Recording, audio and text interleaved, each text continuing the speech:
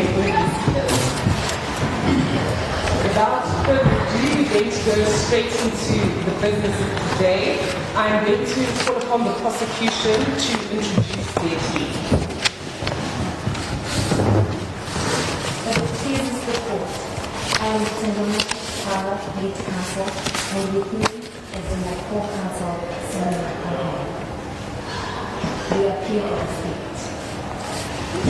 Please could you all speak up? Because of these masks we cannot hear you properly, so just make sure that your voice is very clear and you speak loudly. Thank you. We are now asked for the defense to introduce themselves. May it please the court. My name is Nathan Zindikilani, and to my immediate right is SlyMedia. We appeal for the defense. We will now ask the prosecution to deliver their opening statement. You've got 5 minutes.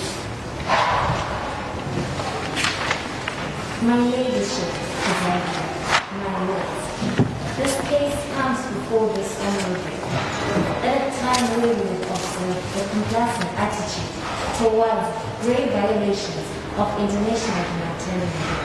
In the recent years, we have seen that there has been a blemish on our nation. An opportunity, my ladyship and my lord, has been presented before us to announce the stance of our legal system, the way grave violations of the law of war are concerned. Over the last 2 years, children are being conscripted daily. On the 25th of July 2021, we saw a violent infiltration of the towns on the outskirts of our capital, where thousands of civilians died by the JLF led by the accused Amari Kumari. As a result, the accused person, Amari Kumari, has been indicted and faces a charge with 2 counts. The first count has 5 elements, and we intend to prove from the facts that all 5 elements were satisfied. Similarly, the second count has 5 elements. We also intend to prove from the facts that all elements were satisfied.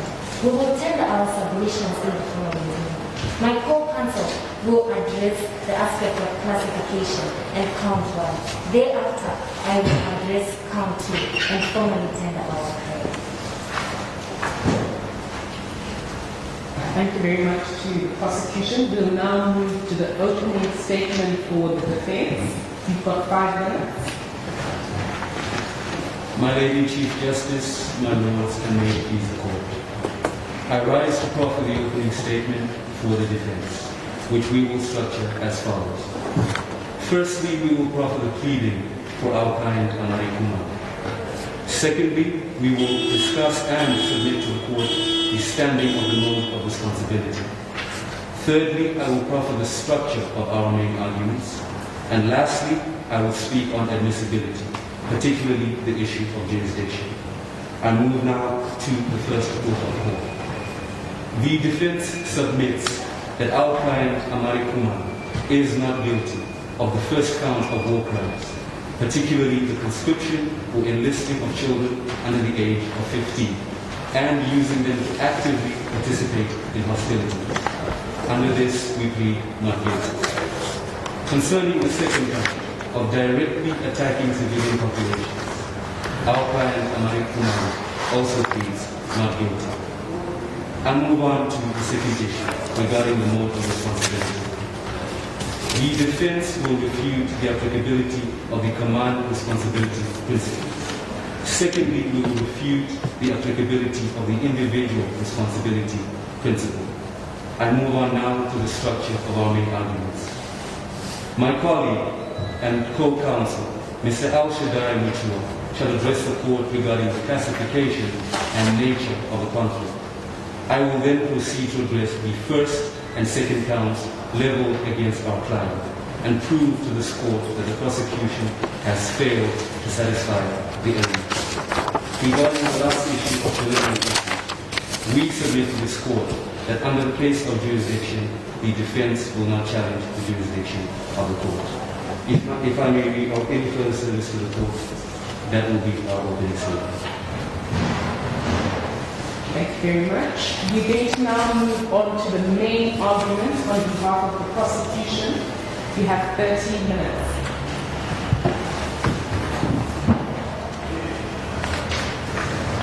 My name is Zimbabwean, my lord. As lead counsel as previously alluded to, I shall address this honorable court on two issues. Firstly, I shall classify the conflict for purposes of ascertaining the body of law that is applicable, together with relevant rules. Thereafter, I shall address the honorable court on the first count. I shall move on to the classification of the conflict. The conflict in the state of Moot can be classified as a non-international armed conflict. According to Common Article 3, as read together with Additional Protocol 2, Article 1, Sub-Article 1, a non-international armed conflict occurs where there is protracted armed violence within the state of the high contracting party against the members of its armed forces and belligerent armed group, which may sustain long attacks having control over a defined geographical location for the purposes of applying the second protocol. It is pertinent to highlight that there is substantial similarity between our International Crimes Act and the Rome Statute, and for these purposes, jurisprudence from the Rome Statute may be made use of in our court. Specifically, we shall rely on the addendum to the Rome Statute for ascertaining the elements to our charges that we bring in this honorable court. I shall move on to the first count with the leave of the court. Good one. In the first count, the accused is charged with conscripting or enlisting children under the age of 15 years or using them to participate directly in hostilities. It is pertinent to highlight the peculiarity of the first charge, as its elements may be proved in one of two ways with reference to the first element. The first element may be proved by showing that the accused inscripted and enlisted children under the age of 15, or it may also be proved by showing that such children or such persons under the age of 15 were used to participate directly in hostilities. For the avoidance of doubt, the accused satisfies both elements under this first element of the crime. On the 25th of July, we observed the jail forces under the responsible command of the accused infiltrating the city, capturing over 50,000 children. 500 of those children were under the age of 15.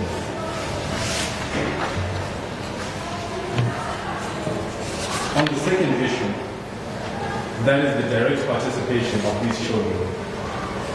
These children were forced to kill members of their own family for the purposes of proving toughness, of proving rigor. It is quite clear from the directives of the ICRC on the guidance on the notion of direct participation on page 49 on the International Humanitarian Law Guide that any acts purported or any acts preparatory to hostilities contribute and may be taken as direct participation. It is quite clear from our facts that the children indeed, in fact, participate in the preparatory works that were relevant for the purpose of directly participating in hostilities by killing their family members to establish them as tough enough to join part of the jail forces.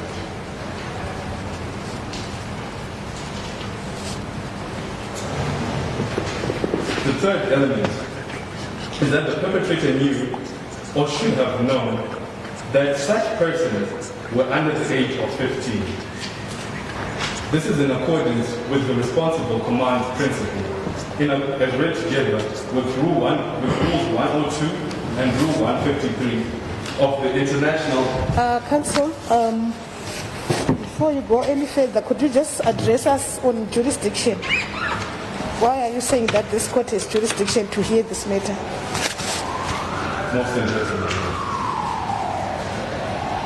The prosecution concedes to the jurisdiction of this court based on International Criminal Act, that is current jurisdiction. Article 8, specifically, Article 8 of the International Crimes Act stipulates that the National Courts of the Republic shall have concurrent jurisdiction over the crimes specified in Articles 2 to 4. It is on this basis that the prosecution concedes to the jurisdiction of the court. Counsel, would you clarify for me? I heard you saying that this is a non-international armed conflict.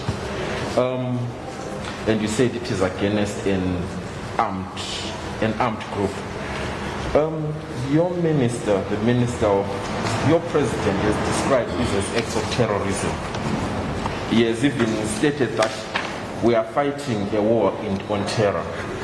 In that regard, would you still classify, or not basis, would you classify these alleged terrorists as an organized armed group? Is there anything from the facts that shows that they are in fact an organized armed group rather than just terrorists as your minister calls them? Most interesting. According to the case of Prosecutor versus Tadic, as read together with the case of Prosecutor versus Arabian, it speaks to the element of what constitutes responsible command in the case of armed forces. There are considerations from these cases that were highlighted as to what constitutes responsible command. They must be shown that the leader was in effective control vis-a-vis through his acts of command. They must be shown that there was the existence of a structure of discipline within the ranks of the armed forces. Furthermore, they must be shown that there were acts done in the name of the individual that may be specified or highlighted to be the leader of the armed forces. This, together with the existence of a territory that is defined and in control of the belligerent armed forces. In our case, we have seen the northern part of our state, the state of Aksum, together with the surrounding mining territories, under the control of the JLF forces. Moreover, we have observed the accused making statements on behalf of the JLF forces, defending the attacks that were purported against civilian institutions and civilian objects. And it is on this basis that we have established that there was the necessary threshold as indicated in the cases of Prosecutor versus Arajana and Prosecutor versus Tadic for the purpose of establishing effective command. But Counsel, you haven't addressed the court on these elements. Show us that there was a command structure. Show us that there was discipline. From the facts, we should be able to guide us through those points so that we are convinced before we move on that there was an armed insurgency that warrants us applying the jurisdiction that you are alleging. Most indisciplinary. A reading of the cases of Prosecutor versus Rajaj, together with Prosecutor versus Tadic, made the point that not all of these elements should be proven in order to establish effective control. However, should you manage to prove at least two or more of these elements, as was done in the case of Arajaj, then it may be reasonably inferred that the other elements are also present. It is difficult to establish issues of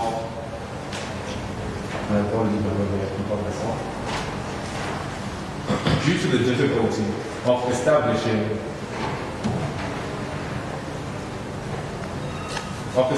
a disciplinary role of the JLF forces by virtue of their control of the territory, we have only inferred that there was the existence of a chain of discipline within the armed forces.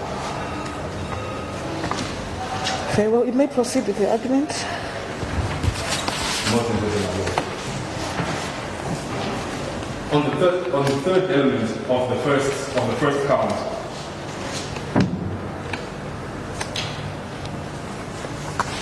the commander should have known or knew that such persons were under the age of 15. According to the principle of responsible command, as read together with Rule 102 of the International Customary Law Rules, it may be inferred that within a country within our state, due to the population density, together with the fact that the insurgents attacked schools, school buses, churches, and homes, and collected over 50,000 children, it may be reasonably believable that only at least one of these persons were under the age of 15. By virtue of attacking school buses, then we argue that the children that were within those school transportation vehicles were under the age of 15 by virtue of them still being in school. Moreover,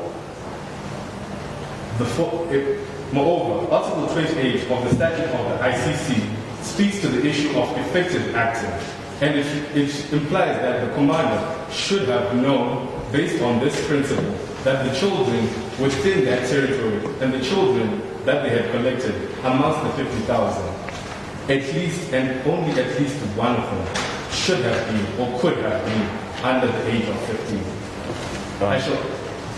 My apologies, Counsel. You can go now. Ask my question. You can go. I shall move on to the fourth element of the first count.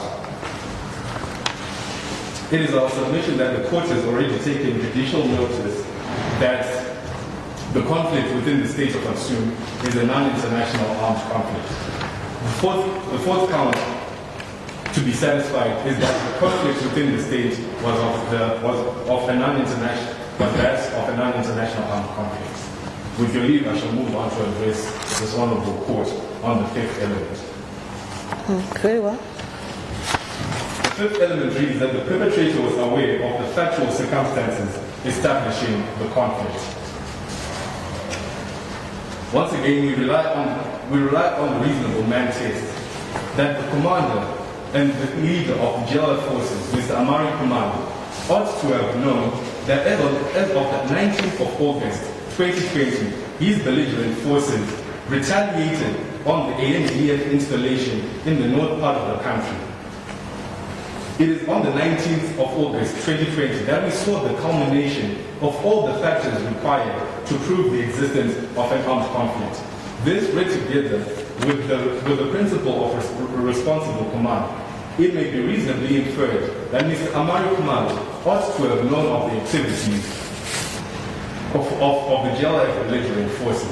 And it is on this basis that we establish that the perpetrator was in fact aware of the factual circumstances surrounding the conflict.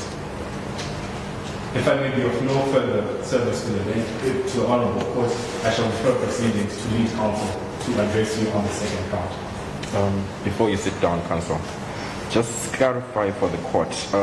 You spoke of the ages of the children, and you say that if schools are attacked, it should be inferred that these were children. Are you considering as the prosecution that there is no age in the facts that is stated as the ages of the children? As I understand the crime, it says conscripting children below the age of 15. The facts do not seem to speak to the age. Do you acknowledge that? Of the Yes, children? Okay. the prosecution proceeds. Are you conceding that we don't know that they were under 15, just so that we put this straight? We are conceding, my lord, that the age is not stipulated within the fact, but we only made a reasonable inference from the fact. So are you saying that because there was buses and all, you concluded that these were children under the age of 15? Most importantly, our conclusion was drawn from the fact that ours is an overpopulated state, as shown in paragraph 1 of the fact sheet. The population density within the state of Aksum, together with the fact that the belligerent forces attacked homes, schools, and transport that is ordinarily used for school children reasonably under the age of 18. And it is on this basis that we established the reasonable inference that the children were in fact under the age of 18. That of the 50,000 children that were captured, at least one, as the elements require, that only at least one of those children was under the age of 15. The specific offense requires that this be enlisting. What you seem to be describing to me sounds more like kidnapping rather than conscripting. Can you please guide me on the distinction and how we've come to the fact, to the conclusion that these people were enlisted and they were aware that they would then take part,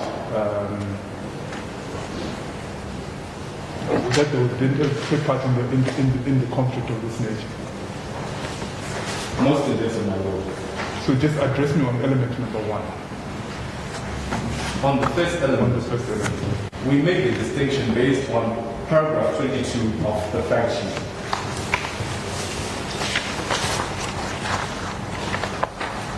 It reads, approximately 50,000 children were forcefully taken by JLF militias and subsequently recruited. Various government buildings have been destroyed. I shall end my conversation here. Read together with the fact that these children were forced to kill members of their family in accordance with paragraph 8, which reads, children were being recruited on a daily basis and often forced to kill a family member as a sign of toughness. Did the accused know that this was happening? Did he directly recruit these children, or did these subordinates, in fact, did he know? And if he did not take part in the recruiting, how are we holding him liable for recruiting the children? Most indeterminate. According to Rule 102 of the customary law rules, which speaks to individual criminal responsibility, it stipulates that the leader knew or ought to have known that of the activities that were perpetrated by the belligerent forces. And it is on this basis that we have established that Mr. Amari Kumalo, having displayed a significant influence on the activities of the JLF forces, that he ought to have known such activities that were being perpetrated by the JLF within the state constitution.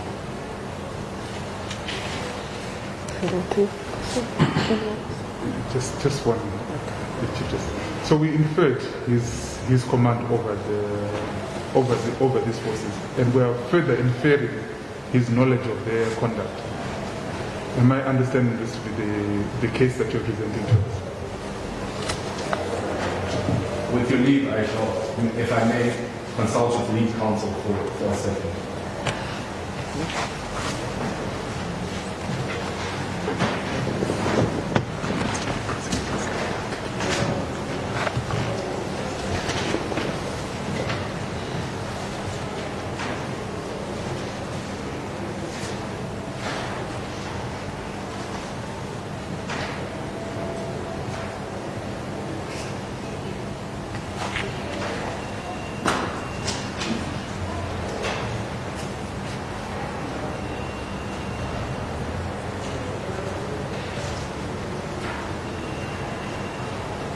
My Lord, we do concede to the fact that the fact sheet does not directly show that Mr. Amari Kumar was in direct control of the JLF forces. However, we did make a reasonable inference that he was, in fact, in knowledge of the activities of the JLF. Read together with him speaking on behalf of JLF forces, we established on the basis of inference that there was indeed reasonable command. Thank you. If I may, no further service to the bench, I shall defer to my lead counsel to address you on the second account. Thank you, Counsel.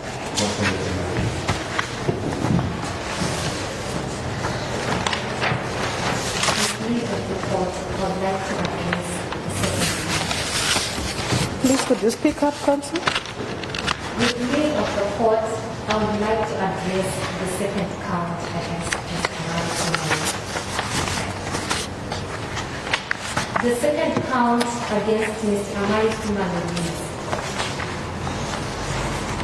Amari Kumalo is criminally responsible under Article 4, Sub-Article 2B of the International Crimes Act of 2012 for intentionally directing attacks against the civilian population as such or against individual civilians not taking direct part in the hostilities.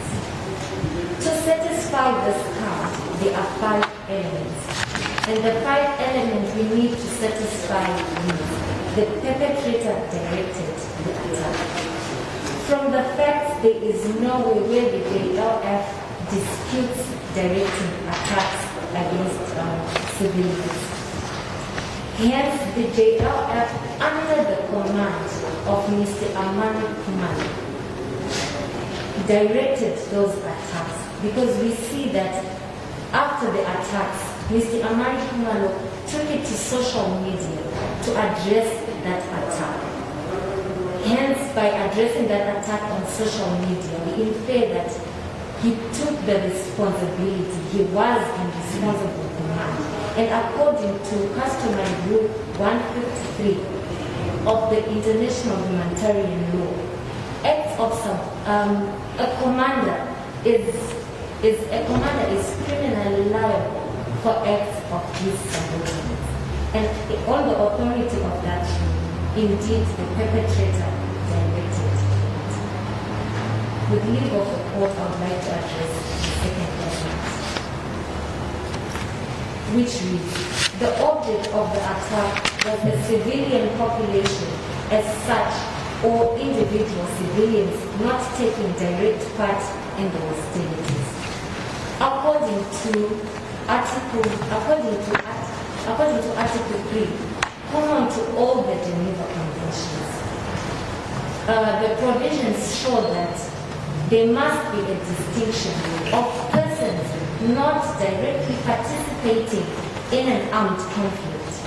Further to this, customary rule 1 of international humanitarian law places a burden on parties involved in an armed conflict to make a distinction of persons partaking in an armed conflict, directly partaking.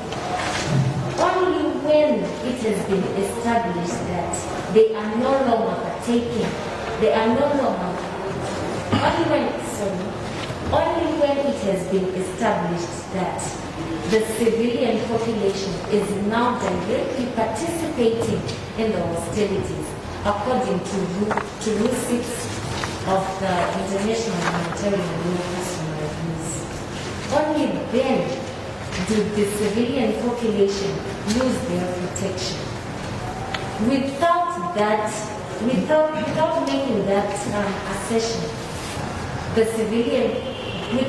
that assertion, one cannot direct attacks. Those people, as long as they are not directly participating, remain civilians. We submit that indeed the object of attack was civilian population or such, or individual civilians have taken direct part in the hostilities, because this was a hospital, not a military objective. It was a hospital. So this element was satisfied. But counsel, the accused released a statement on social media, if I go to paragraph 24 of the facts, where he states that the attack was lawful as the hospital was close to the weapons depot of the ANTF, and that weapons depot was the object of the attack. So, could this not be, is your element satisfied that the civilians are the object of the attack? Because it seems the facts differ from that. They say the weapons depot was the object of the attack.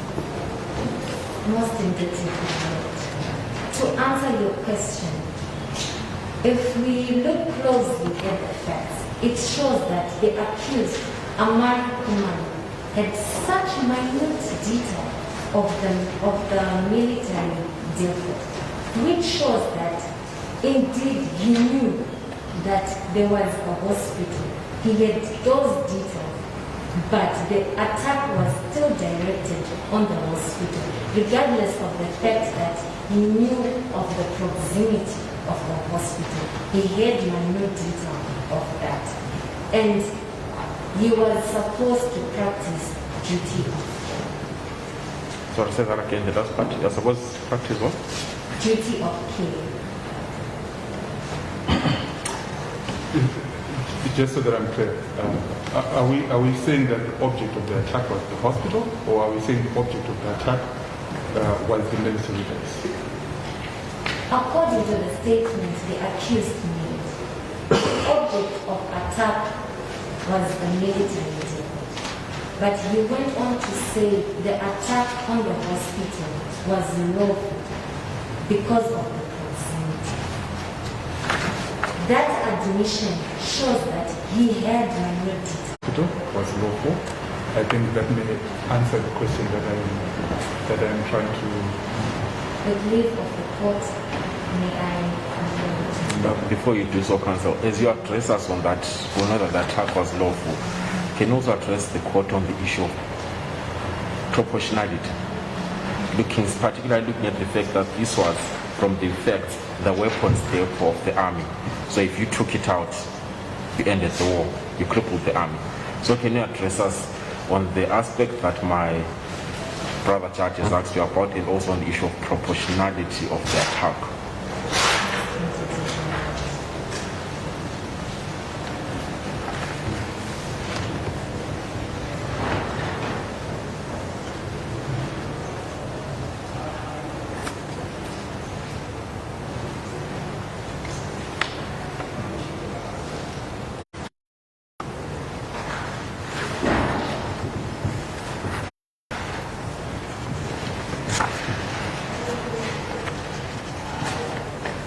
So remember that you don't have a lot of time. My apologies, my lord.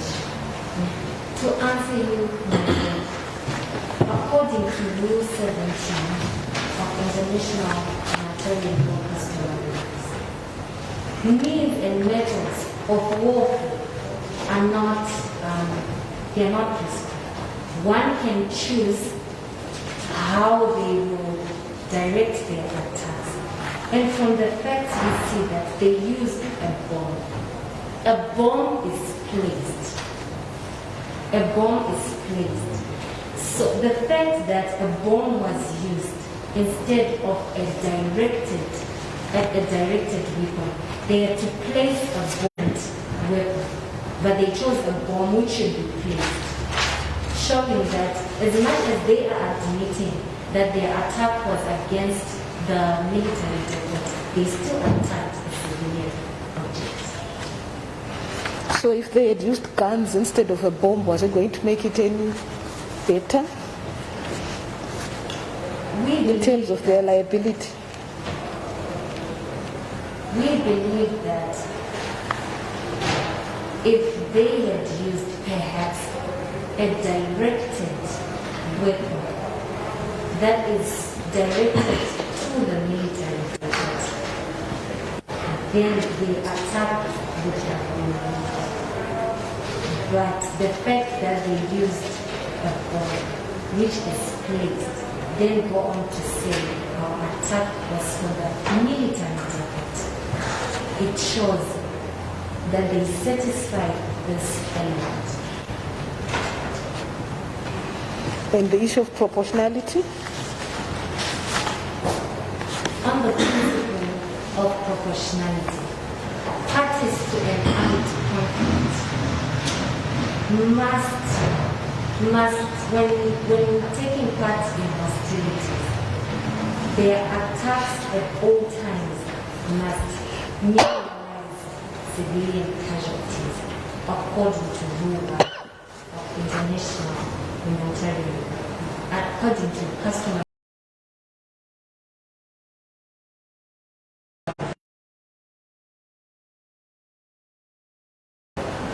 So on proportionality, they violated the principle, the element which reads, the conduct took place in the context of and was associated with an armed conflict. We respectfully submit that this honorable court has taken judicial notice that indeed an international armed conflict is the best. international. Sorry, if I may, with the leave of the court, if I may comment. We respectfully submit that this honorable court has taken judicial notice that a non-international partaking in hostilities, to couple together with that statement, it shows that indeed Mr. Amari Kumalo was aware that there was an existence of an armed conflict.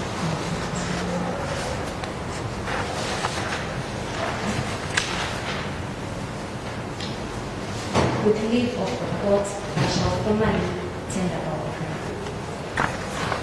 The prosecution prays for the following. The accused Amari Kumalo be found. Thank you. Thank you. We're now just going to leave a few minutes to the judges should they have any additional questions or points of clarity that they would like to solicit from the prosecution.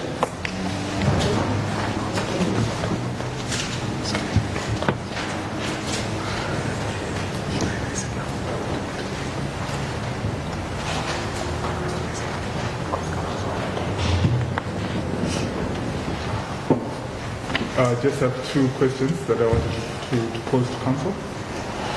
The first one is if you could address the courts on the allegations that the accused person was tortured in police custody. If you can direct us using appropriate case law as to how this affects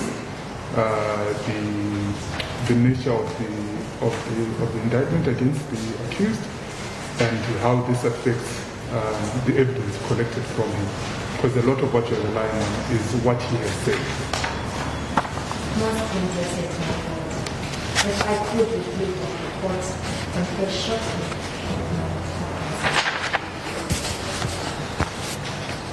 Of the court, I would like to ask for your permission if my co-counsel could address this honorable court. Very well. Most indebted Madam.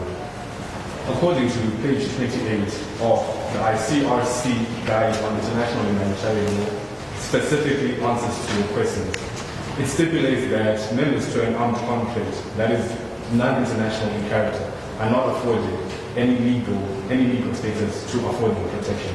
However, it is then that we turn to the most fundamental principles of international humanitarian law, as is highlighted in Rule 1. There are only two classifications of members to a non-international armed conflict: those who are directly participating in hostility, and those who are not or no longer directly participating in hostilities. At the point that Mr. Kumalo that the accused was deprived of his liberty by the National Defense Forces, he was placed in a state of worthiness. That is the second state that he was no longer participating in. He was no longer taking direct participation in the hostilities. This, read together with the case of Prosecutor Mrs. Kodic and Chekich, we established that there is a bare minimum requirement of how persons placed under Host should and ought to be treated. They cannot be subjected to torturous circumstances, and it is quite evident from paragraph 26 that while Mr. Kumalo was awaiting trial, he was denied access to a legal practitioner. He was placed in strict conditions. He was deprived of sleep and faced, and the police officials beat him severely, which amounts to a violation of the protection that is afforded to him in regards to the state of being unfortunately involved.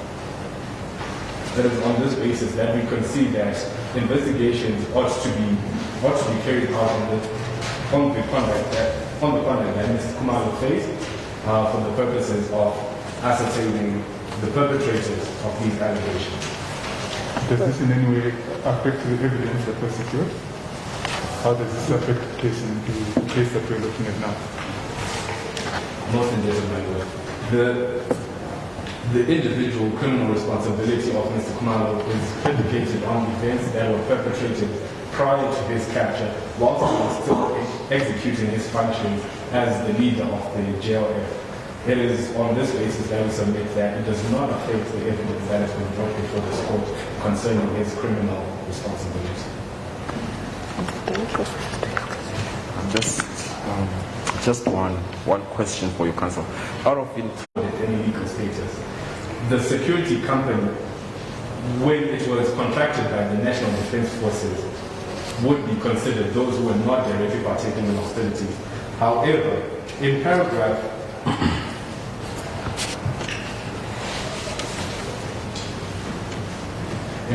25, we do see the railroad taking a direct participation in the hostilities by assisting the ground offensive that was driven by the National Defense Forces. It is at this point that they lose their status as a party to the conflict that was not directly participating in hostilities to become one that is directly participating in hostilities, as we are guided by the ICRC interpretive guidance on the notion of direct participation in hostilities under IHR. Incidentally, it just brought to mind something that I was thinking about at the start of the case. How do you reconcile your classification of the conflict with the role that has been played by the nation of Quran? Most indeed. According to the case of USA versus Nicaragua, read together with modifications that were also placed on the control test announced in the case of USA, announced in these cases, and the basis upon which a non-international armed conflict may be internationalized, we believe, as the prosecution, that the threshold was not met as there is only the existence of evidence of transactions between JLF forces and not the necessary level of control over the armed forces. Hence, we submit that the non-international armed conflict did not achieve an international status by virtue of being under the control of the state of Peru. How do you reconcile the case that you've given us with the Article 3 of the Geneva Convention? Common Article 3. Muslim Islam. Common Article 3 defines a non-international armed conflict simply as coming into existence the moment that belligerent armed forces directly participate in hostilities with members of the armed forces of a higher contracting party. It is only additional Protocol 2 that has the additional elements. And the elements of the definition that is proffered by Common Article 3 as to what constitutes a non-international armed conflict were met on the 19th of August 2020 as highlighted in paragraph 15. It is on this basis, on that definition, that the conflict in the state of Aksum may be classified as a non-international armed conflict.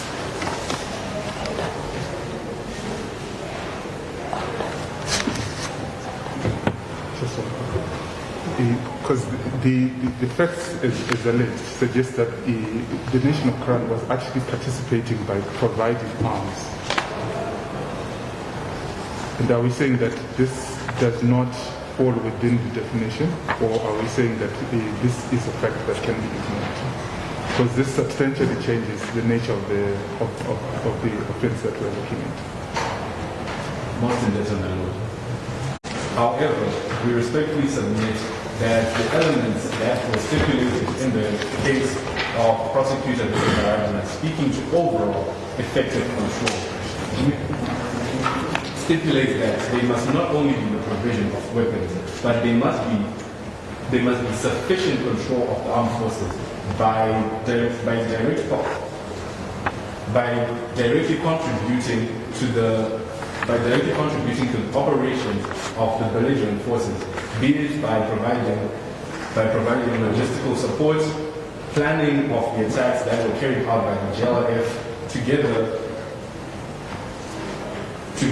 with the provision of weapons. And it is on this basis that we do believe that the elements of the overall effective control test were not satisfied to the threshold that was announced in the case of prosecutor Mrs. Harajah. Thank you very much, Counsel. Most of this is my Thank you very much to the counsel for the prosecution for their submissions. We'll now move on to the defense case. We're going to give counsel for the defense 30 minutes to present their argument.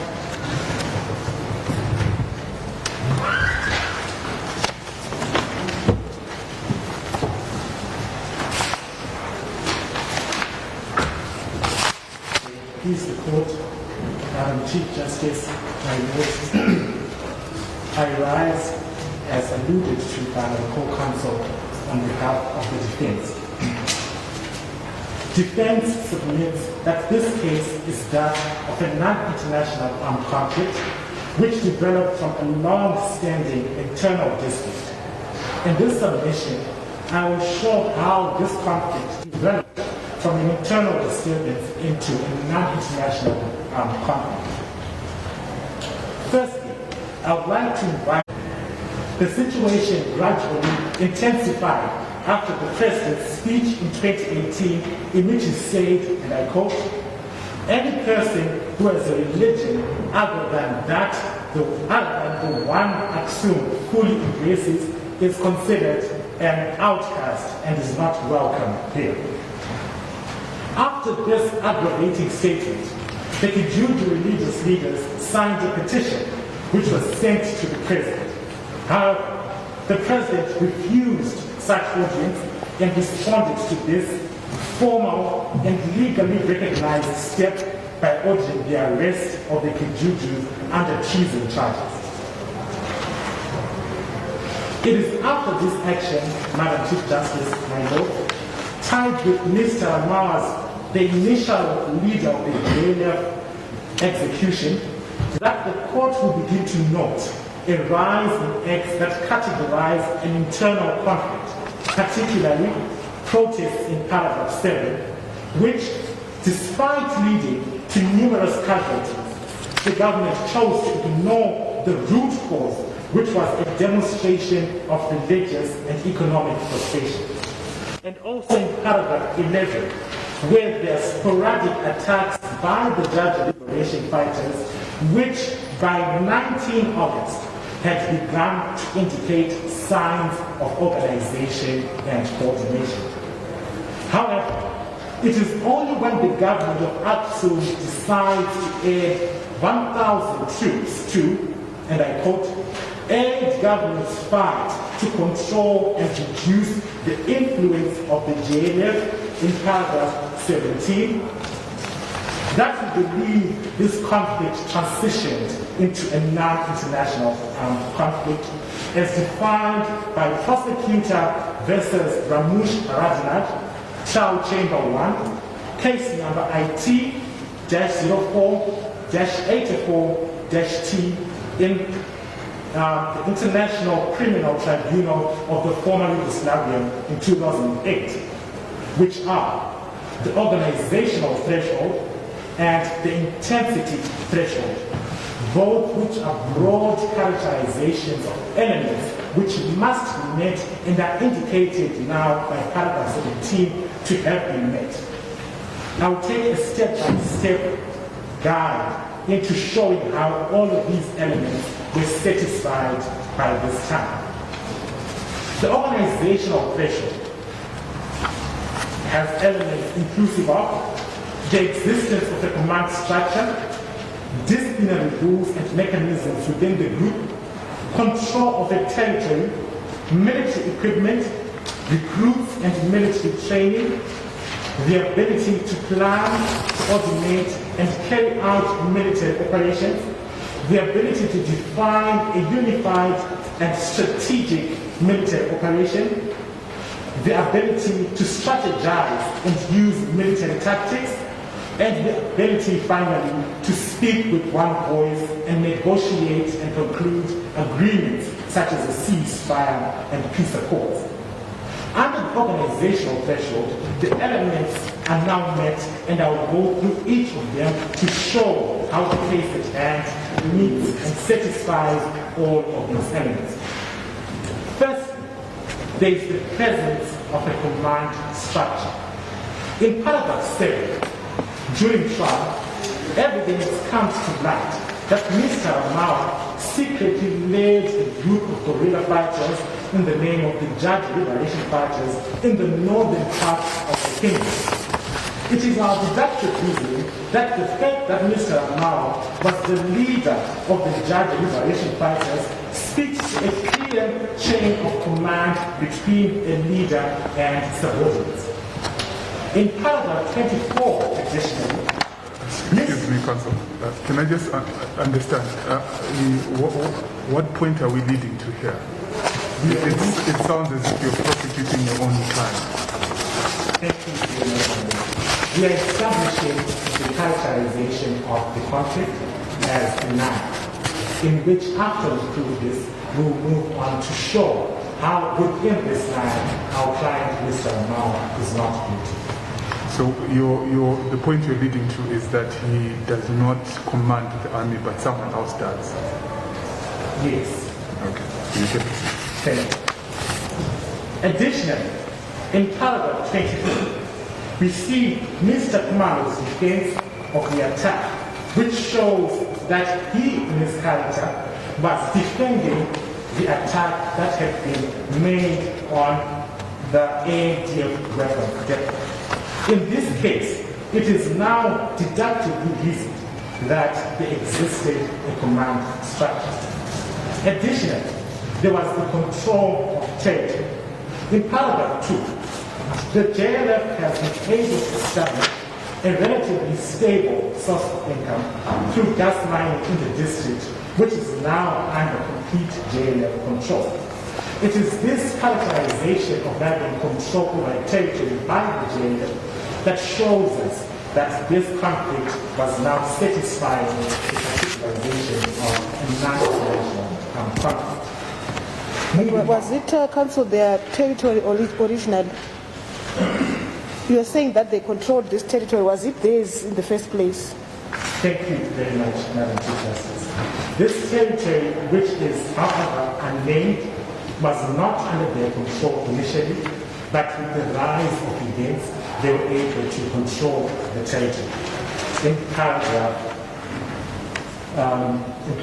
12. So are you talking now about effective control of that territory as a justification? We are referring to the JLF's control of the territory, not particularly the effective control by Amari Commando, but the control of the JLF of this territory, who are the armed conflict, the armed force in question. You are making a distinction between the JLF and Amari Commando, just to be clear. Yes. Thank you very much. If I may proceed. Thank you. There was also in paragraph 11 the availability of military weapons, which include the M107.50 bombs, which were used and designated in public places and used in hotels and gyms. The fourth requirement is that of recruits and military training. In paragraph 8, the JLF conducts child recruitment, whereby we see that the JLF in itself has established a form of recruiting. However, we want to be... You seem to be distancing the accused from everything. Thank you very much, my lady. The Jaja Liberation Fighters, we believe, in themselves operated and took part in plotting these operations. However, Mr. Amari Kumar did not, in the facts, as not pointed out in the facts from the first to the last paragraph, in any way command or show that he instructed any of the plots and attacks that were made by the Jaja Liberation Fighters. Council, was Mr. Amari Kumalo the commander of the JLF? Thank you very much. Mr. Amari Kumalo is only pointed out in the facts as the leader of the Jaja Liberation Fighters, as we see in paragraph 13, where it is written, Amari Kumalo, brother of the late Mr. Amaro, born and raised in Azani, is known to be the leader of the JLF. This is the only mention that we receive from the fact that he was the leader. It, however, does not imply or infer that he governed the acts that were done by the judge of liberation parties. On what basis do you make this conclusion? We make this conclusion based on the basis of command responsibility, which my co-counsel will address. My question is that if we're unable to discharge that honors, you clearly set out a case to show that the JLF is guilty of the list of the counts that are there.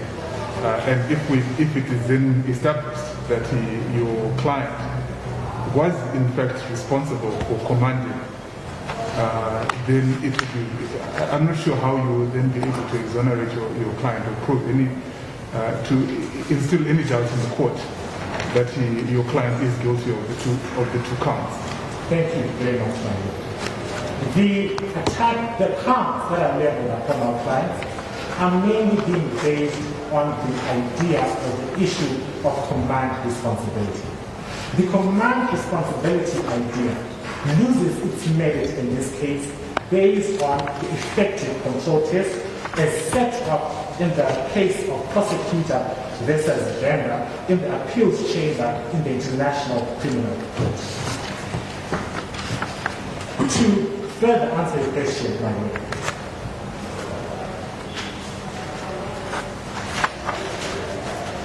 the effective control test requires that the accused must have had control over his troops during the time in which the conscription, which is the first count, occurred.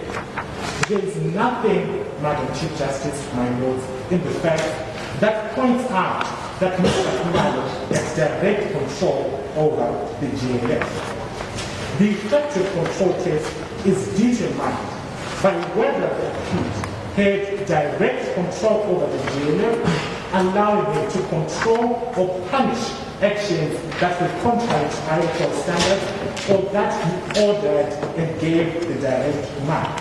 However, as is to be shown by discrediting the elements of the issue of conscription, which are mainly the actus reus, the fact that the children are under the age of 15, and the mens rea, which is the state of mind, by effectively discrediting these elements of the crime, we will show to this court that Mr. Amani Kumalo was not the one who instructed the conscription of the children and therefore is not guilty. So what exactly was he? Was it just a name, a ghost? What exactly was he? Because you seem to be distancing him from everything. Thank you. Because you've read that paragraph which says that he was known to be the leader. And that's it. But they seem to be distancing him from everything. You're not disputing the fact that he was in charge of the case. This is the point that we've been making from the start. We're not disputing the fact that he was in control of the JLF. Because if you almost are admitting that a lot of these things did take place, and your argument seems to be hinged on the fact that you're saying that he was not in effective control. And that, I think that's the question Madam Chief Justice is trying to raise, that if you're then unable to show that he was not in control. Thank you, my brother. It is our submission as defense that Mr. Amari Kumalo, as per the facts of the case, is only recorded to be the leader. It is our submission here that all acts of violence that are recorded in the record are instigated by the Judge of Liberation Party. However, Mr. Amari Kumalo, within his capacity and effectively shown by discrediting the issue of command responsibility, was not responsible or charged with the counts that are being leveled against him. How do you distinguish between the leader of the armed group and the commander of the armed group? Thank you very much, my lord. It is our submission that the leader, Mr. Amari Kumalo, may have been the face of the brand, the face of the judge and liberation fight. However, through the actor's layers, it clearly shows that her first count with regards to conscription means they've established through the fact that all of the instances in which violence took place is indicative of the fact that Mr. Umali never at one point gave a direct command, one which would satisfy the idea that he is indeed liable to the acts of the jailer. So, Counsel, my understanding is he is a leader, but he's not in effective control. He does not give any instructions. He's just, like, what did you call it, a face of the brand, but no control over what the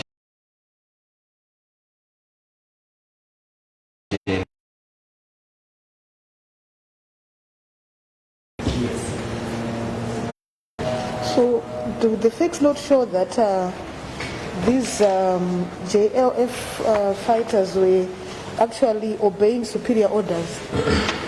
Thank you very much, Madam Chief Justice. May I please have a moment to confer with the counsel? Very well. Thank you.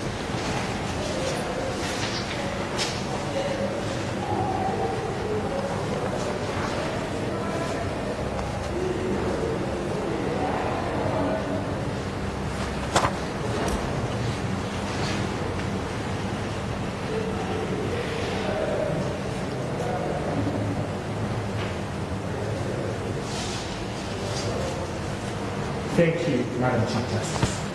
It is our belief that as per the charge sheet, Mr. Amman Umar is noted to have been the commander-in-chief of the armed wing of the Judge and Liberation Fighters. It is our submission, therefore, that the existence of a wing means that there is a larger unitary structure in the organization of the JLF. It is therefore our submission that the supreme overall leader of the Judge and Liberation Fighters is the one who should be liable for the crimes that are being charged against our flag. The presence of a wing within the Judge and Liberation Fighters organization shows or implies that there is a larger unitary structure, else it would have just been called the Judge and Liberation Fighters or just the army itself. But the mention of a wing in itself mentions or satisfies that there is a larger unitary structure. Before you may proceed with the argument. Thank you very much, Madam Chief Justice. At this point, I would like to defer proceedings to Court Counsel. Thank you.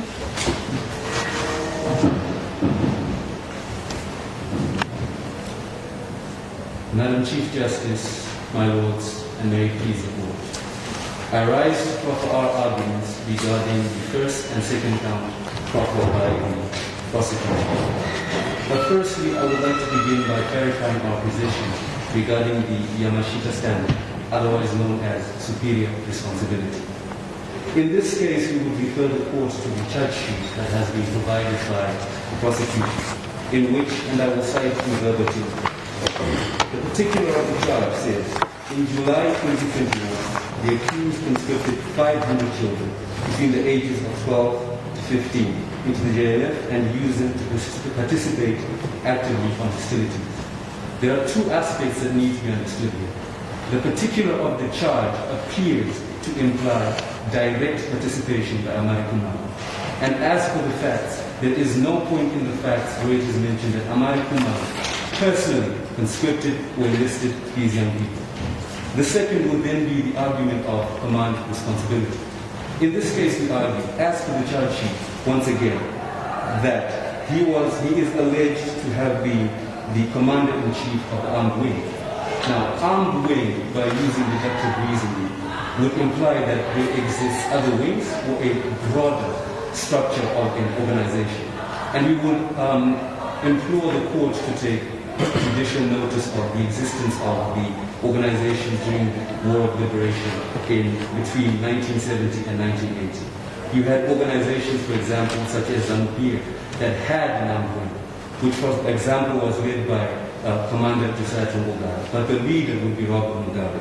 So we argue that the person who should be responsible under the doctrine of command responsibility would be the overall leader, which we argue is not Amari Kumar.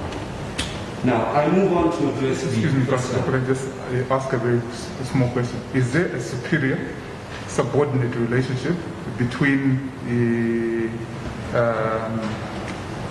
your client and the forces that were responsible for these exercises? The answer is yes, my lord. But however, there also exists a superior and subordinate relationship between Mr. Amari Kumar and the leader of the overall structure that we argue exists. How do you distinguish this from the Bemba case? Because what you simply need to establish is that a command a subordinate relationship. I thank you, my lord. The facts of the Bemba case will be essential. Bemba served in two capacities: Commander-in-Chief of the MLC, as well as President of the political party. In that case, you have a broader structure that has an armed wing. So in that case, if there was another president of the party, and Bemba was the commander of the armed wing, then command responsibility would be imputable on the president of the party. But in this case, he served in two capacities. Now, I will move on to the first count proffered by the prosecution. It is our submission that there exists a duty to prove a case beyond a reasonable doubt. The first element they cited demands that there must have been a conscription or enlisting of children under the age of 15. But in this regard, we submit that there is no evidence as to the facts that Amari Kumar directly participated. We do not contest that these events took place, but we submit that there was no direct participation by Mr. Amari Kumar. And in this case, if the doctrine of command responsibility they have argued is to be applied, then in that case, the leader of the broader institution or structure will be responsible. The second element they cited is that the children must be under the age of 15. We submit to the court that there is no mention within the facts that these children were under the age of 15. Now, there exists numerous definitions of what age group classifies a child. For example, the African Charter on the Rights of Children identifies a child as anyone under the age of 18. Now, what we have is a doubt that exists, because Article 77 of Additional Protocol 1 insists that children between the age of 15 and 18 can legally enlist in an armed force. And in this case, we submit, if the prosecution cannot prove that these children are under the age of 15, there exists a doubt. What if, and there is an existing reasonable presumption that they may have been between the age of 15 and 17? The next element will be the element of knowledge. There is nowhere in the facts that establishes that Mr. Amari Kumar knew or was privy to information that the JLF militias were basically conscripting and abducting children under the age of 15. If we are to then consider this, Madam Chief Justice, my lords, it would imply, and it is crucial to take consideration of the wording in the facts. The word recruit appears 4 times, not conscript. There exists a fundamental difference between those two words. Conscription is associated with force. Enlistment is associated with voluntary participation. And in this case, we argue, if they cannot fulfill the second element of establishing that these children were under the age of 15, then there exists a reasonable presumption that if they were between 15 and 17, as per additional protocol to Article 77, they could have legitimately and legally enlisted or been recruited into the Jaja Liberation Force. I move on to the fourth element. Before we move on, Council, the place where these children were taken from, does it not create an inference that they were really children? I thank you, my lady, for that question. That inference may exist, and I will refer you once again to the definition of a child. There is a broad definition, particularly in the African Charter on the Rights of Children, that establishes that anyone under the age of 18 is a child. And in this case, we submit, my Lady Chief Justice, that if these children are between the age of 15 and 18, they are still children but can be legally enlisted or recruited into an armed force. Now, the fourth element that was proffered by the prosecution regards the existence of these crimes being perpetrated in the scope of an act. The element clearly says act, but the charge sheet, and I will refer you to Article 4, Sub-Article 2, Paragraph B, Item 12, which I will cite in verbatim. Other serious violations of laws and customs applicable in international armed conflict. If they wanted to charge as to the classification they provided, then they would have an onus of charging under Article 4, Sub-Article 2, Paragraph E, Item 5, in terms of an act. So in this case, it is not applicable as for the classification. They would have to appear before this court with a correct charge in relation to the classification they have proffered. Sorry, my apologies. Which article are you referring to? Okay. I thank you. Article 4, yes. Sub-Article 2, Paragraph B, Item 12, which relates to international armed conflict. And the prosecution has classified this conflict as a non-international armed conflict, which means this charge should correctly be brought under Article 4, Sub-Article 2, Paragraph E, which I will cite in verbatim. Other serious violations of the laws and customs applicable in conflicts not of an international character. Regarding the fifth element, my Lady Chief Justice and my Lords, we will not contest that they have satisfied that element. Now, I will move on to the second count. The prosecution alleges that our client directed attacks against the civilian population. The first element that they submitted to the court is that he must have directed the attack. They base this inference on a statement he made on, according to paragraph 24, in which he justifies this attack. We submit to this court that the freedom of speech and expression is not a war crime. There is no prohibition on commentary or justification of an attack. It does not apply that he directed it. Had the statement said, I, Amal Kumar, directed an attack against the weapons depot, and therefore it was justified and legal, it would then be arguable that he directed an attack. We move on to the second element. So are you saying that he was just expressing an opinion? Thank you, Marie. Yes. It was on social media, and I would ask the court to take judicial notice of the applicability of social media, where individuals are free to express themselves.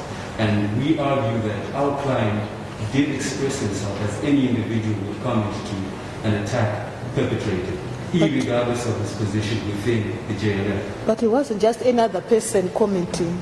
He was a leader of this JLF, and his comments surely cannot be distanced from the attack. Can we then say that it's just a comment? I thank you, my lady, for that. Once again, I would say there is no legal prohibition on the individual making a comment, regardless of their status. A president can comment on an event that has happened, even though it has nothing to do with his own presidential powers or his own direct ordering of such an event to take place. Now, the second element that they provided regards, if my lords will let me leave for a moment. Now, the second element that they discussed regards the mens rea aspect, which regards intention. And they have inferred this intention once again on the statement made by our client. And we argue once again that that motive cannot be established from the statement made by our client. He was merely commenting. Had he said, once again hypothetically, that I intended for this to happen, then it would not be an issue of that sort. Seeing as my time has concluded, I would request an extension to proffer our prayer. Maybe just 5 minutes? I thank you, my lady. Before I extend my prayer, I would wish to address on the final element, which regards the mens rea that I was discussing. They must prove intention and motive based on facts. We cannot infer it. And once again, the facts are silent. There is no evidence that we provided such intention and exercise any act that would prove such intention. And in light of this, we submit that the prosecution has not carried out and fulfilled its duty to prove this case beyond reasonable doubt. There exists a great doubt, and we pray that this court acquit our client on both sides. If I may be of no further service, we will service. Thank you. We're now going to defer proceedings to our panel of judges in case they've got any interventions or questions, points of clarity, or the defense.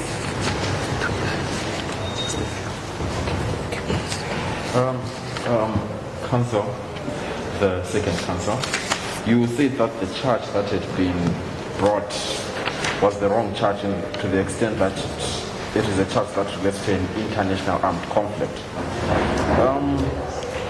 If you looked at paragraph E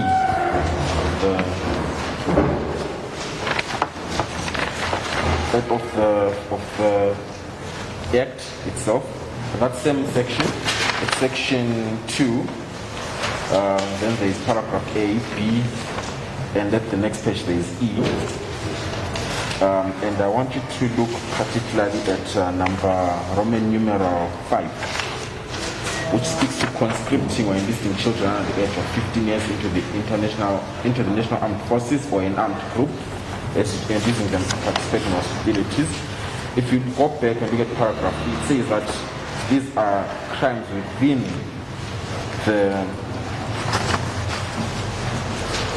these are crimes that are applicable in conflicts not of an international character. So isn't the charge properly framed then? I thank you, my lord, for that question. We have two provisions that particularly deal with what seem to be the same provisions. And in this case, as a rule of statutory interpretation, I implore the court to take a proportionate approach to understand why the legislator would place the same violation under two different paragraphs. And in this case, we argue that paragraph B particularly applies to international armed conflict, and paragraph E, to which you refer to, applies to a non-international armed conflict. Now, the defense would not have had issue with this had the prosecution not classified this conflict as a non-international armed conflict. And they have a duty, if they're to classify the conflict in this manner, to bring the charge under the correct provision. Okay, and just the last question. You also say that it is possible that these children voluntarily enlisted. But counsel, the facts do not seem to support such a conclusion. If I can take you to paragraph 22, the last line on page 4, it says, approximately 500 children were forcefully taken by JLF militias and subsequently recruited.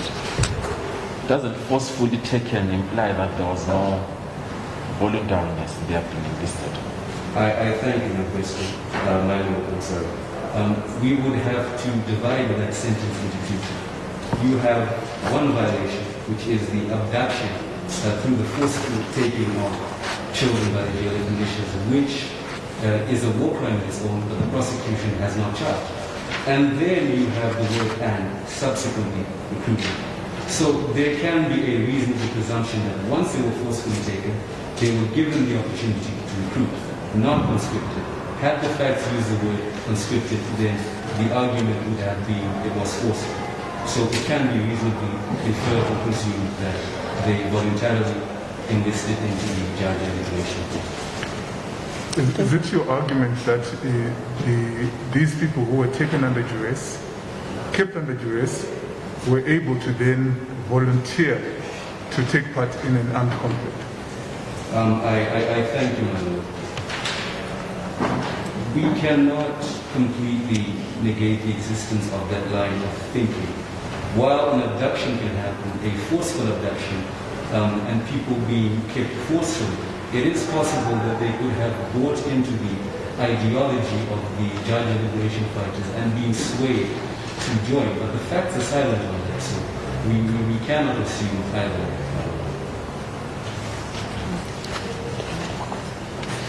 You heard the prosecution say that the JLF bombed a hospital in Azari, which shows that they had clear intention to bomb this hospital, and that the fact that it was close is possible to the weapons depot is neither here nor there. What is your comment on that?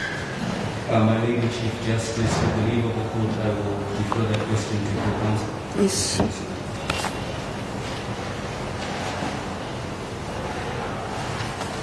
Thank you once again for that question. I would like the court to take notice of the principle of military necessity. The principle of military necessity provides that an attack may be lawful if it is targeted against military objectives. It is also a mission, therefore, that while the facts are silent as with regards whether or not it is a man redirecting the attack, it was a military necessity as the weapons depot was of a military advantage to the Axumi National Defense Forces.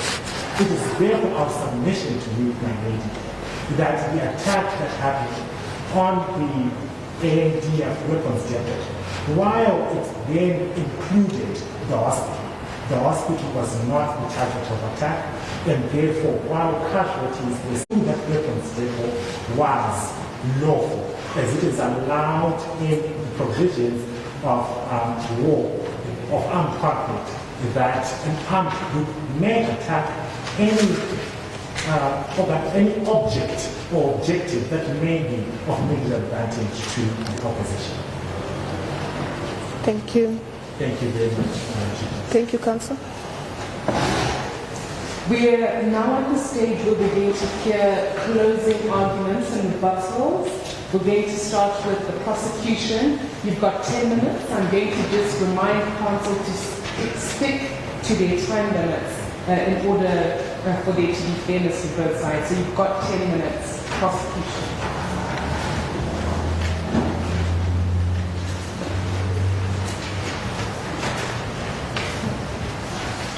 My Lady Presiding, my Lord, I would like to make reference to one of the jurors that has made significant contribution to the jurisprudence around the international humanitarian law. Professor Albert Camus Esquire previously made mention that calling things by the wrong name only adds to the affliction of the world. The defense submitted that the non-international armed conflict only came into existence after the deployment of 1,000 soldiers of the National Defense Forces. However, they relied on the Geneva Conventions and their additional protocols for the elements that need to be satisfied in order to establish its existence.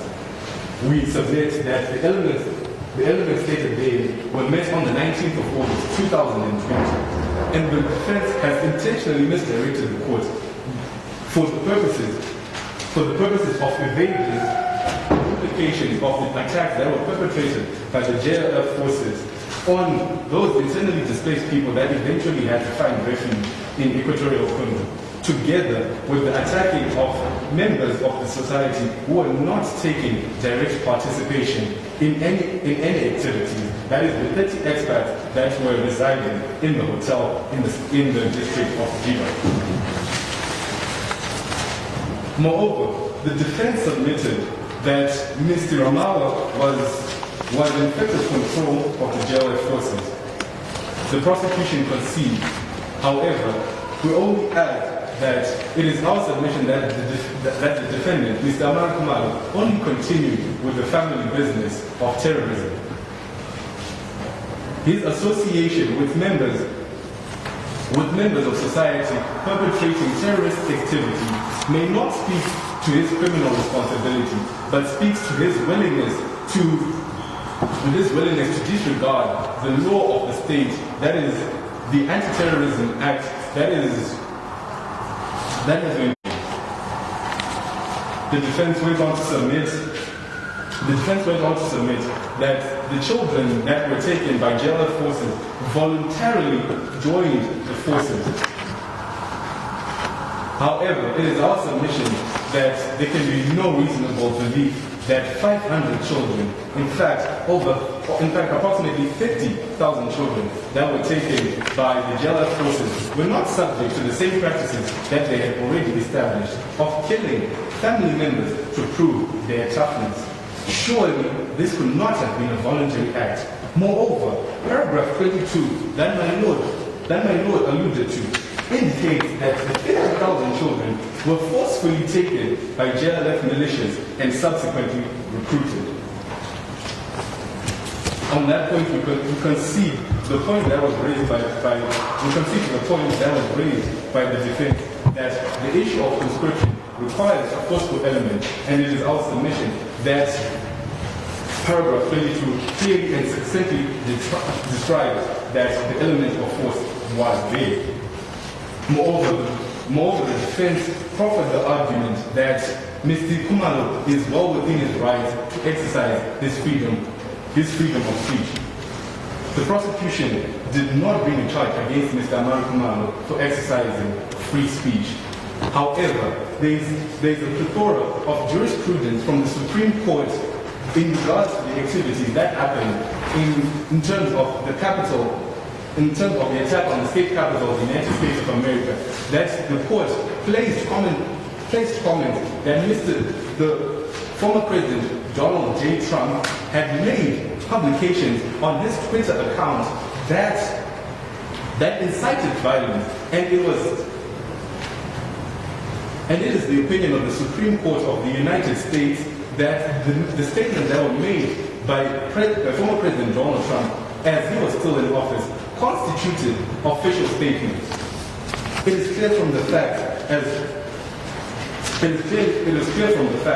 has been highlighted by my lord, that Mr. Ramal was known to be the leader of the JLF forces and was acting in an official capacity. Hence, his statements are not just wanton statements of fact, but however, they can be taken as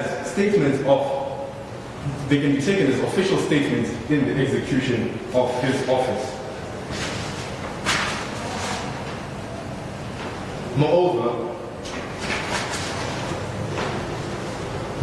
the defense raised the issue of the fourth element that we had raised in the charge, requiring that this charge is improperly couched as it speaks to the conflict having to be of an international character. However, as we pointed out at the beginning of our submissions,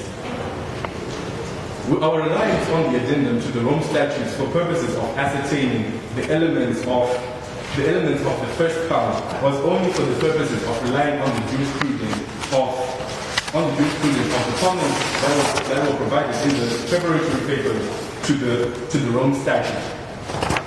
Our elements to this crime are derived from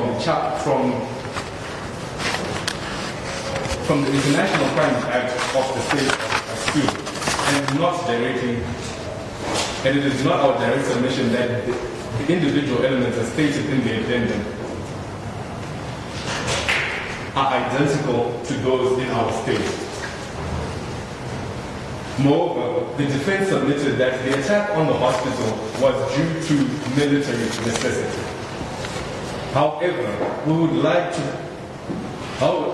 we submit that Rule 17 of the International Humanitarian Law Customary Rules makes it clear that the means and the methods of warfare are not unlimited. The use of bombs are weapons that are placed within the target. They are not projectiles that may be subject to human error. We do concede that the hospital was close to a military installation. However, there exists a duty to minimize casualties, for this is the very purpose of international humanitarian law. And it is quite clear that as a bomb has to be placed wherever the intended subject of attack is, there was not enough exercise of that duty that is prescribed under the principles of international humanitarian law. Furthermore, on the principle of proportionality, they may have used any other alternative means that would have that would have enabled them to exercise this duty in order to attack their intended location. We believe it is our submission that the use of bombs is also in contravention to the Cluster Munitions Convention that the state of Aksum has ratified. Article 1 of the Cluster Munitions Convention forbids the use of cluster munitions of the nature that we saw employed in the hospital attack.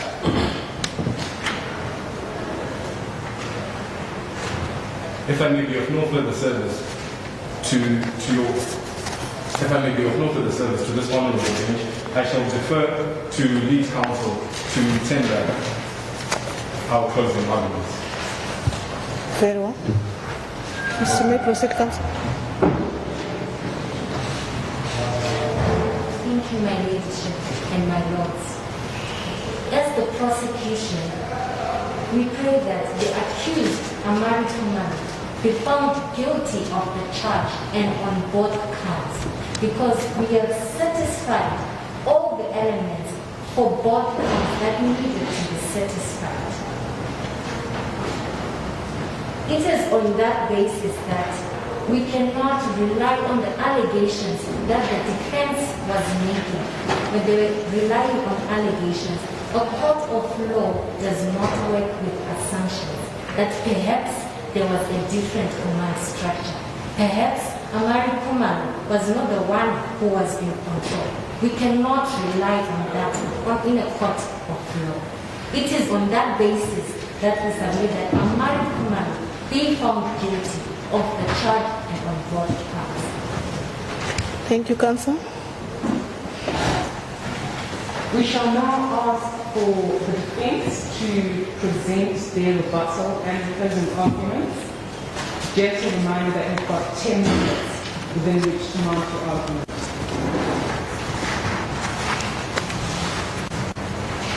May it please the court, Madam Chief Justice, my lords.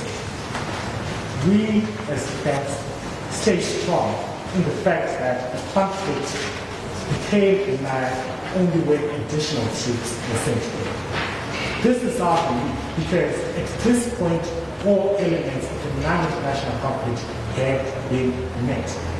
The elements of which include the organizational threshold and the intensity.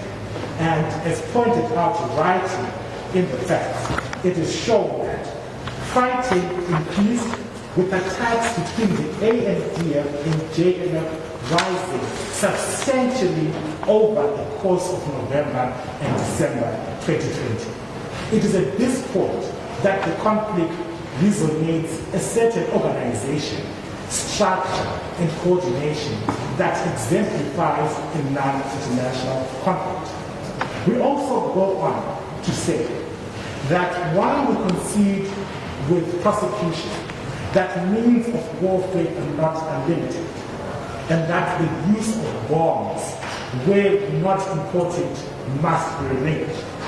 We believe that placing such blades as the count of the attack on Amari Kumari, who in no way, shape, or form is mentioned clearly and explicitly in the fact to have instructed the usage of such military tactics is unfair to our client.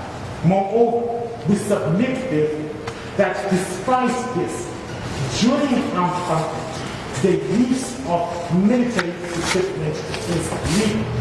It is therefore unfortunate that the prosecution fails to bear in mind that they themselves participated in mass destruction of civilians, particularly in paragraph 21, where, and I quote, the government forces frequently shelled towns and used heavy weapons and air assets, targeting areas where support for the opposition was concentrated.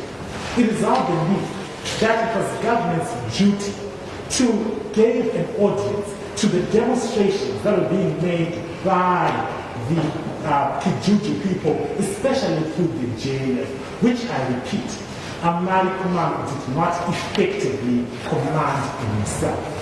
Amari Kumari, therefore, we believe, is only but a leader in his right, just as the leaders of other demonstrated factions are, whereby they can make comments, however not having instructed the particular attack that is being leveled against them. Having said this, I would like to defer the proceedings to my co-counsel to submit our prayer and closing. Thank you, Counsel. Yes, you may proceed. My Lady Chief Justice, my lords, we find ourselves at a very crucial moment in the history of our great Republic of Aksa, deliberating over an issue that will be read in jurisprudence for millennia to come. The prosecution would persuade this court into sending a man to the gallows who has committed no crime, a man whose alleged offenses they have failed to satisfy on the elements, a man who is accused of exercising command where he did not do so, a man who is alleged to be a terrorist by the prosecution. It is the position of the defense that there are no grounds upon which a conviction can be held up. The elements have not been satisfied for both counts. More so, the prosecution, we allege and argue, has used this case as a mere opportunity for politicking and an opportunity to demean and slander the opposition to the government. And we submit to this court that our client is not guilty of any of the offenses that have been alleged. And we ask the court to acquit. If the court is to decide otherwise, justice would not have been done. And the name of this great republic and its future would have gone into darkness. We thank you. Thank you very much.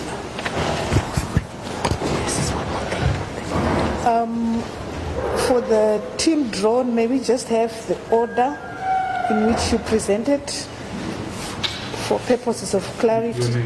Your names. The first order list.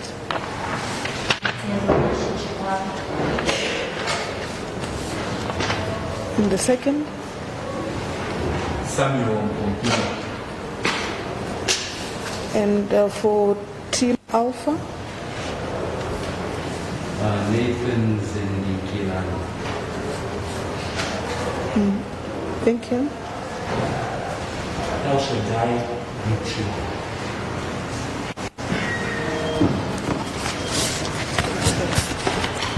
Are you ready to go and deliberate now? Yes. Okay.